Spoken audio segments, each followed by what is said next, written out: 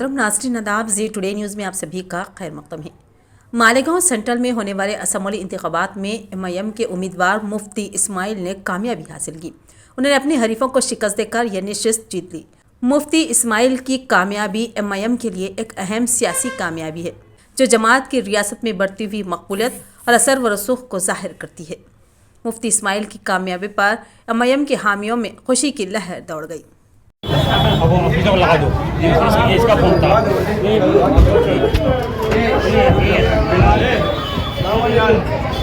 भाई जरा भी हेलो